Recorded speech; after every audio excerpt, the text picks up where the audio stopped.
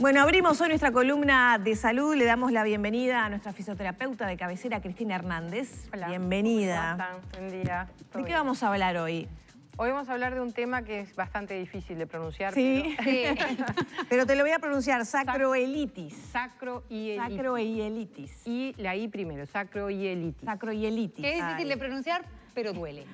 Duele. Eso es lo que sabemos. Es tan doloroso como difícil de pronunciar. Exacto. Bueno, en la zona, digamos, baja lumbar, en la zona sacra, el sacro se articula con los huesos ilíacos a ambos lados, ¿verdad? Ahora vamos a ver imágenes que podemos graficar bien, donde mostramos bien esas dos articulaciones sacroilíacas. Son dos, y esa zona a veces se inflama, se produce una inflamación, y muchas veces es por alteraciones biomecánicas. ¿Qué significa esto?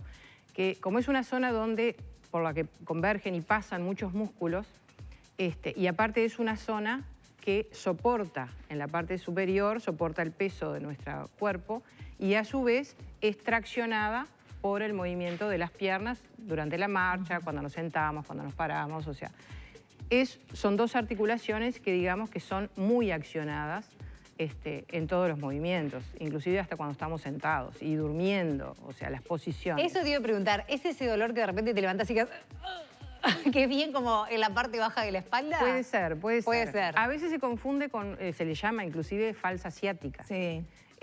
Junto con la falsa ciática provocada por la inflamación del piramidal o la contractura del músculo piramidal. Es otra forma de falsa ciática. A ver si podemos ir viendo las imágenes Ahí va. para localizar mejor bien el punto, ¿verdad? Ese dolor, bien, contanos, está. ahí es donde... Ahí vamos a localizar. El punto. Ahora se va al sacro. Ese es el hueso sacro, ¿verdad? Y entre la columna y el coxis, digamos. Exacto. En la terminación, digamos, y ese es el hueso ilíaco. La unión entre el sacro y el hueso ilíaco, ahí son las articulaciones sacroilíacas. Como dije, por esa zona pasan muchos músculos. ¿Ah? ¿Duele por la edad o por algún mal movimiento? Ahora vamos a verlas, ven lo que yo decía, la columna ejerce el peso hacia abajo y las piernas hacia arriba. Una zona muy exigida, ¿no? Exacto, tenemos, por ejemplo, a veces se provoca porque, pues dije, alteraciones biomecánicas. ¿Qué significa esto? Que a veces hay músculos que pasan por ahí, que son bilaterales, y traccionan, uno está más contracturado que otro, no hay una buena sinergia muscular, entonces la pelvis y esa zona, la articulación sacroilíaca, es traccionada de pronto más de un lado que de otro. Y en épocas de nervios y de contractura, a pedir de boca. Y puede provocar dolores. En ambas partes, articulación, provoca dolor y también en la parte superior. A veces se puede provocar inclusive dolor lumbar y generalmente dolor que corre hacia la pierna, generalmente hasta la rodilla. Cuando el dolor baja un poco más, puede ser ciática, ¿viste? De un problema, digamos, a nivel lumbar, por discopatías, etc. Y para diferenciarlas es un profesional, uno solo no se puede dar cuenta. Hay muchos test en los que nosotros aplicamos para darnos cuenta, inclusive, cuál es el músculo, digamos, que puede estar traccionando de forma diferente, que puede provocar ese dolor. ¿Qué lo provoca? Puede ser provocado por traumatismos, puede ser provocado por malas posturas, los vicios posturales. Por ejemplo, hay mucha gente, sobre todo adolescentes, que se habitúan a sentarse sobre una de sus piernas. Ponen la pierna arrollada y se sientan arriba. Y no tan adolescentes también. Hay gente que se sienta mal. Ya cuesta más solo eso. Exacto, cuesta un poco más, pero hay gente que lo hace. Después, la postura sentada. Me reclino a mirar de pronto algo o a leer, inclinada más sobre un lado. Me acabo de enderezar. Sobre un lado que sobre el otro. Otra cosa que he notado que inclusive me pasó a mí, cuando uno entra al auto y se sienta apurado y de pronto no acomodaste la cadera y te quedaste así, manejás así, pero en realidad abajo estás torcida. Y encima con la presión del cinturón. Exacto. Entonces, cuando hay que sentarse en el auto y acomodar bien la cadera de manera que quedemos bien derechos. No que en ninguna de las dos caderas soporte más peso una que la otra. Eso es muy importante. Como dije, hay muchos test de los que se puede averiguar cuál es el músculo que está traccionando, porque a veces se contractura un músculo y la parte que queda más libre es la que se mueve más y en realidad es la que termina siendo más dolorida. Entonces, yo traje hoy unos ejercicios estándar, pero es algo muy personalizado, sí, ¿verdad?